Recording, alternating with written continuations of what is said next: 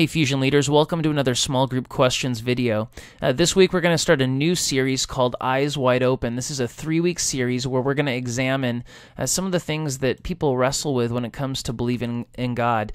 Things like creation in the Bible and who is Jesus and what did he claim to be and what is he really. And in this series we're going to talk about with students, why do you believe what you believe? I'm sure some students would say, well, I'm a Christian just because my parents are Christians and that's what I grew up with. And that's not a bad answer when you're young, but as you get older, it's important to wrestle with some of the big questions in life and to figure out, why is it that you really believe in the Bible? Why do you really believe in Jesus? And as you wrestle through those things, you'll come to God's truth, the biblical truth, and you'll be a stronger Christian for it. And so we want to do that this week. We want to begin by looking at creation. That's the first video. I would encourage you before Wednesday, definitely go and check this video out. It's about 12 minutes. And the speaker talks about why we believe that God created the universe, and he works some science into it, he works some Bible into it, and I think it's going to lead to a really good discussion. Make sure you look over the series overview to see the big idea of the series and know where we're going. And this week's big idea is we want students to understand that creation points us to the existence of God and helps us understand that God wants us to know him. That creation, the universe around us, science, all of that points to the fact that there's a real creator who loves us and wants us to know him. And so we want to really challenge students to really think about why they believe what they believe. And if you have students who are new, who aren't Christians and are still wondering and doubting, I think this series will be really good for them to understand that God allows us to think and ask hard questions. And when we do ask hard questions, we find out that the Bible is true and reliable. Now, let me just say, you're not going to probably let me say that there's a good chance that all of us might get stumped in our small group time, that there might be questions about science or something that we may not know the answer to. And so it's okay to say, I don't know the answer to that question, but I want to look into that question. I want to look into your question. I want to find the answer, and let's find the answer together.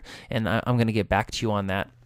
So it's okay if you don't know everything. It's okay if you get stumped in the moment, but just commit to looking into these things with the students. So we have a few icebreakers about creation. What's your favorite part of creation? You know, the mountains, the beach, whatever. What's the coolest thing you've ever created? You could have a little fun with that.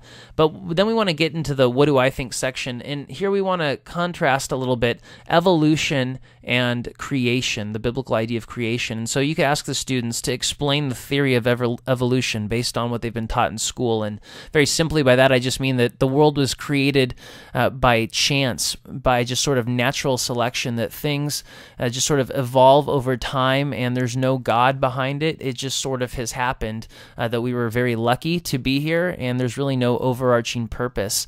And I think a really good question out of that is, if someone believes that everything just happened by random chance, how might that affect the way they live? If you believe that there's no God, how is that going to affect the way you live? Then you can ask, how is the biblical idea of creation different from evolution?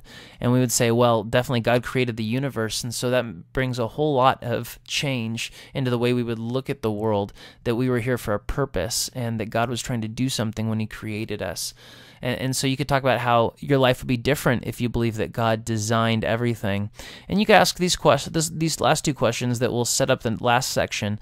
What if creation was meant to point you to a relationship with God? What if you were designed to be in a relationship with God? And it would mean that our lives have tremendous purpose and that there is great meaning to creation.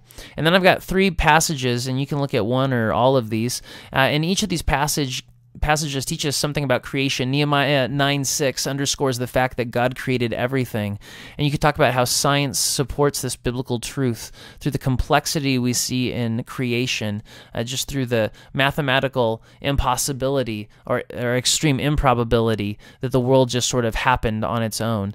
You could explore that. Psalm 19:1 talks about how every day just the heavens declare the glory of God, how creation, the sky, the sun, the clouds, it just points us to God, and you could talk about that a little bit. Romans 1:20 is very interesting. It tells us that we can know so much about God. We can know his power, his goodness, the fact that he wants to be in relationship with us, all of that just from creation, not even from the Bible, but just from creation itself.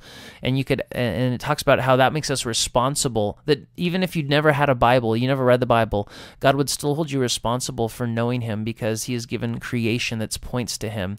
and you could talk about that with the students. Feel free to do some of your own research on the side and bring in some of your own insights into this topic and this discussion. I think it would be really helpful, and I hope you have a great group, and we will see you next week.